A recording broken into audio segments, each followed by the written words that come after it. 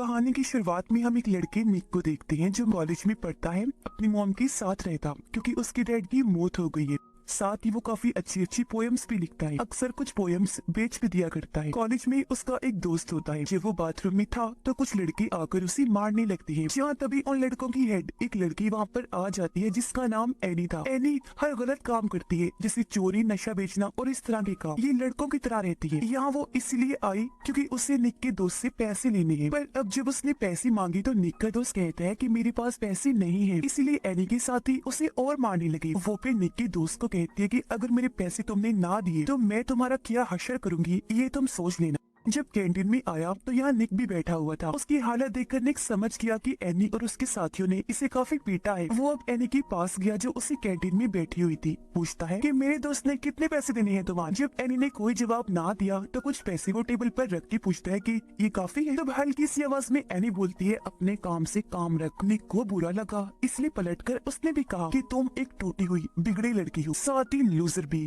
जो कहकर वो जाने लगा, पर एनी को इतना गुस्सा आया कि वो निक पर हमला कर देती है और इस तरह इन दोनों की लड़ाई हो जाती है। कुछ देर के बाद दोनों को प्रिंसिपल की ऑफिस भेज दिया गया। प्रिंसिपल एनी को आगे से ऐसा ना करने का कहकर यहाँ से भेज देते हैं, जबकि निक को कहते हैं कि ऐसी लड़कियां ठीक नहीं होती तो इससे दूर रहो। जिसके बाद वो भी यहाँ से चला जाता है। रात को निक के घर उसका दोस्त आया जो उसे कुछ पैसे देकर पोयम खरीदता है। फिर पूछता है कि कल रात एक पार्टी है, क्या तुम जाओगे उसमें। निक कहता है कि नहीं, क्योंकि कल मैं लंदन जा रहा हूँ। वहाँ एक काफी बड़ी अकेडमी में राइटर्स की मीटिंग है। वो उसे अपने टिकट भी दिखाता है। उसके दोस्त ने पूछा क्या तुम्हारी मॉम को पता है इस बारे में। निक कहता है कि नहीं, अगर उन्हें पता चल गया तो वो मुझे जाने नहीं देंगे। अब एनी अपने एक दोस्त के पास आई जो भी उसकी तरह गलत काम करता है। ये दोनों अब एक ज्वेलरी की दुकान पर आकर रुके। वहाँ का शीशा एनी तोड़कर वो सारी ज्वेलरी चुरा लेती है। अगली सुबह जब एनी वहाँ से जाने लगी तो अपने साथ वो चोरी की हुई ज्वेलरी भी ले जाने लगती है। उसका दोस्त कहता है कि ज्वेलरी इधर ही रहने दो, इसकी हिफाजत मैं करूंगा। एनी कहती है कि नहीं, तुम इसकी हिफाजत नहीं कर सकती, ये मेरे साथ ही रहने दो। जो कहकर वो यहाँ से चली गई। इस पर उसके दोस्त को बहुत गुस्सा आया। वो पुलिस को कॉल करके सब कुछ बता देता है। कॉलेज में आने के बाद एनी वो ज्वेलरी अपने लॉकर में रखने लगती है, पर उसे ऐसा करते हुए निक के दोस्त ने देख लिया था। थोड़ी देर के बाद यहाँ पुलिस आ गई। जब उन्होंने एनी के लॉकर की तलाशी ली तो उन्हें वो ज्वेलरी मिल जाती है, इसलिए वो एनी को गिरफ्तार करके ले जाती है। पर क्योंकि वो स्टूडेंट थी तो जल्दी उसे छोड़ दिया गया। ये एक हफ्ते के बाद उसकी कोर्ट में पेशी है। छूटने के बाद वो अपने दोस्त को कॉल करके बताती है कि मुझे गिरफ्तार कर लिया गया था। वो पूछता है तुमने कुछ बताया तो नहीं। एनी कहती है कुछ भी नहीं। फिर वो पूछता है कि कौन हो सकता है ये जिसने पुलिस को सब बताया। अब हालांकि वो खुद ही था, पर यहाँ एनी को ये लगता है कि वो निक का दोस्त है जिसने पुलिस को सारी जानकारी दी, क्योंकि लॉकर के पास उसने एनी को देखा था। अब आज रात क्योंकि निक लंदन जाने के लिए निकलने वाला था, इसलिए वो अपने दोस्त को मिलकर अलविदा कहता है। फिर जब वो घर आया तो उसकी मॉम को भी पता चल गया था कि आज रात वो लंदन जाने वाला है, क्योंकि उसकी फ्लाइट लेट थी और एयरपोर्ट से जो कॉल आई थी वो निक की मॉम ने उठा ली थी। पूछने पर निक बताता है मॉम वो मैं आपको बताने ही वाला था। वो कहती है झूठ मत बोलो बेटा, टिकट तुम्हारे पास कब से थी, तुम चाहती तो बता सकती थी। गलत बात है, मुझे लगता है मैं किसी अजनबी के साथ रह रही हूँ, और यहाँ से चली जाती है। निक को भी बुरा लगा, इसलिए रात को वो टिकट लेकर उस पार्टी में चला जाता है जिसके बारे में उसके दोस्त ने निक को बताया था। जब उसका दोस्त पार्टी में आ रहा था तो उसे एनी और उसके साथी पकड़ लेती है। खूब पीटने लगी ताकि सच उगलवा सके। वो उसे बहुत मारने लगी, इसलिए वो कह देता है कि वो मैं नहीं, निक है। सारी जानकारी पुलिस को उसने ही दी थी। यहाँ उसने निक का नाम इसलिए लिया था क्योंकि उसे लग रहा था कि वो तो लंदन जा चुका है, पर वो तो पार्टी में था जो अपने टिकट एक लड़की को दे देता है। और अब जब वो अपने घर जाने लगा तो एनी और उसके साथी निक को भी पकड़ लेते हैं। यहाँ निक का दोस्त भी उनके साथ था। वो उसे बहुत बुरा मारते हैं जिससे उसकी सांसें रुकने लगती है। हालांकि उसका दोस्त भी ऐसा करने से उन्हें मना करता है, मगर वो नहीं रुकते। ये सब देखकर उसका दोस्त काफी दुखी हो गया क्योंकि उसे लग रहा था कि निक मर गया है। ये अब उसे एक सुनसान जगह पर छोड़कर यहाँ से चले जाते हैं। एनी तो अपने दोस्त के पास आ गई। उसे बता देती है कि मेरे हाथों निक का खून हो गया है। उसका दोस्त कहता है कि तुम जाओ यहाँ से, क्यों आई हो यहाँ। जो सुनकर हालांकि एनी को बुरा तो लगा,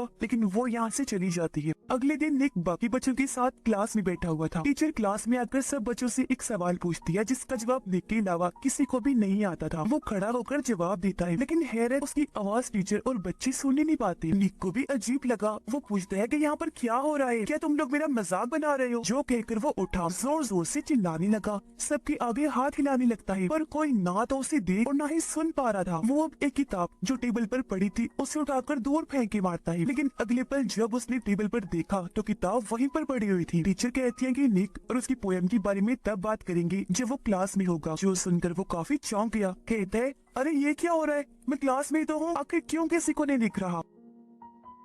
वो अब प्रिंसिपल के ऑफिस में जाकर फोन उठाता है, अपनी मॉम को कॉल करने लगता है। तभी प्रिंसिपल भी आ गई, फोन की घंटी बजने लगती है। असल में निक को ये लग रहा था कि फोन मेरे हाथ में है, पर वो तो अपनी जगह पर ही पड़ा हुआ था। और अब प्रिंसिपल जब फोन उठाते हैं तो कॉल पे निक की मॉम थी। वो उनसे पूछती है क्या निक क्लास में है, जिस पर प्रिंसिपल फोन वही रख के निक को क्लास में चेक करने चली जाती है। और अब वो यहाँ से भागकर जाने लगता है, पर तभी एक लड़की से टकरा गया जिससे वो नीचे गिर जाती है। लेकिन अब जब उसने दोबारा देखा तो लड़की अपने रास्ते आगे बढ़ने लगी, यानी वो गिरी ही नहीं थी। वो यहाँ से भागकर सीधा अपने घर आया, जहाँ उसकी मॉम के साथ एक डिटेक्टिव होता है जो उसके कमरे की तलाशी ले रहा था ताकि यहाँ से कोई काम की चीज मिल सके। लेकिन उन्हें निक के बारे में कोई सुराग नहीं मिलता। इधर भी निक उन्हें नजर नहीं आ रहा था, जबकि वो सबको देख और सुन भी सकता था। अब ये डिटेक्टिव यहाँ से सीधा एनी के पास गया, क्योंकि कल ही उसके साथ निक की लड़ाई हुई थी। डिटेक्टिव उसे कहते हैं कि तुम्हें पकड़वाने के लिए पुलिस स्टेशन में किसी ने कॉल की थी, क्या वो निक था। एनी बोली कि मुझे नहीं पता, मैं तो अपने दोस्त के साथ थी उस वक्त। जो कहकर डिटेक्टिव यहाँ से चला जाता है। निक ने क्योंकि ये सारी बातें सुन ली थी, इसलिए वो एनी से पूछता है क्या तुमने बस मुझे इसलिए मारा क्योंकि तुम्हें लग रहा था कि पुलिस को सारी जानकारी मैंने दी। जो कहकर वो एनी को धक्का देकर छत से नीचे गिरा देता है। पर अगले ही पल उसने देखा ये सिर्फ मुझे लग रहा है, ऐसा कुछ हुआ ही नहीं, क्योंकि एनी तो अभी भी उसके पास ही खड़ी हुई थी। जिसके बाद निक यहाँ से अपने घर आया। वो जब कमरे में लेटा हुआ था तो उसकी मोम आई, जो निक की डायरी से उसकी पोयम को पढ़ने लगती है, पर बीच में ही छोड़कर वो यहाँ से चली गई। तभी निक के कंधे पर एक चिड़िया आकर बैठ जाती है। वो उसे वहाँ से हटाकर हाथ में पकड़ लेता है। इस बात से निक को बहुत खुशी हुई, क्योंकि जो हालात उसके साथ हो रहे थे उनमें से ये पहली चीज थी जिससे वो हाथ लगा सकता था। अब तभी उसकी नजर सामने पड़ी। उसने देखा कि जो चिड़िया इस वक्त मेरे हाथ में है वो तो सामने गिरी पड़ी है, जख्मी होने की वजह से तड़प रही है, क्योंकि जल्द ही मरने वाली थी। और अब अगले ही पल वो मर जाती है, जिसके साथ ही निक के हाथ से भी गायब हो जाती है। तब ये देखकर वो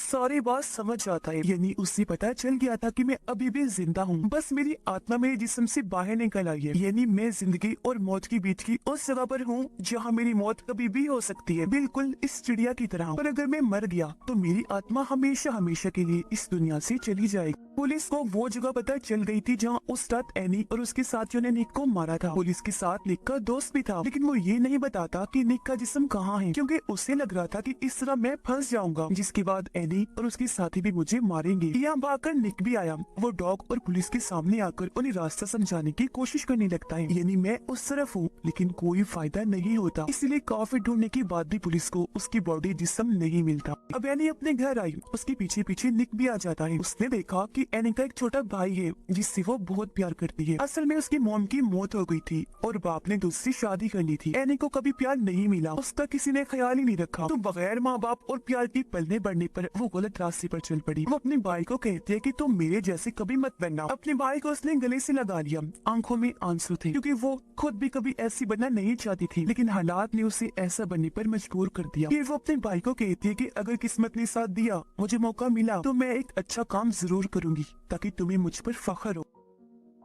अब एनी के उसी दोस्त के पास डिटेक्टिव आया, कहता है कि उस रात एनी ने तुम्हें जेल से कॉल की थी जब उसने ज्वेलरी चुराई, तो क्या उस रात वो तुम्हारे साथ थी, जिस पर वो किसी मुसीबत में ना फंसे, इसलिए ना चाहते हुए भी उसे इस केस में आना पड़ता है। वो निक की दोस्त को अगवा करके उससे पूछता है कि बताओ तुमने निक की बॉडी को कहाँ रखा है, जिस पर निक का दोस्त उसे उस जगह पर ले जाता है। तब एनी का दोस्त बॉडी को वहाँ से कहीं और शिफ्ट करवा देता है, ताकि अगर पुलिस को कोई बताना भी चाहे तो पुलिस को कभी भी बॉडी ना मिले। जिसके बाद वो एनी को मारने का प्लान बनाता है। वो उसे मिलने के लिए बुलाता है। इससे पहले वो उसकी जान लेता, एनी गन छीनकर उसी पर तान देती है। तभी यहाँ पुलिस भी आ गई। तब सही सलामत एनी यहाँ से निकलने में कामयाब रही। वो जब भाग रही थी तो निक उसे कहता है मत भागो एनी, वो तुम्हें पकड़ लेंगे। तब पलटकर एनी कहती है कभी नहीं, और यहाँ से भाग गई। ये सुनकर निक को काफी हैरत हुई, क्योंकि एनी उससे सुन सकती थी। और अब जब वो बैठी थी तो निक उसके पास आकर कहता है कि मैं जानता हूँ एनी, तुम मुझे सुन सकती हो, मैं नहीं तुम्हारे आस पास ही हूँ, क्योंकि मैं अभी जिंदा हूँ, बच सकता हूँ। तुम बस पुलिस को बता दो कि मेरी बॉडी कहाँ है। अपने किए पर एनी उससे माफी मांगती है। फिर उसे वहाँ ले जाने लगी जहाँ इन्होंने निक की बॉडी को रखा था। और जाहिर है इधर वो नहीं थी, क्योंकि एनी के दोस्त ने वो कहीं और फेंकवा दी थी। पर यहाँ इन्हें च्युइंगम का रैपर मिल जाता है जो निक का दोस्त खाया करता था, जिससे दोनों समझ गए कि बॉडी यहाँ से गायब होने में निक के दोस्त का भी हाथ है। इसलिए अब एनी उसके दोस्त को पकड़ लेती है, मार मार कर पूछती है कि बताओ निक कहाँ है। उसकी बॉडी वहाँ पर नहीं है जहाँ वो रखी थी, जिस पर अब वो एनी को सारी बात सच सच बता देता है। कहता है एनी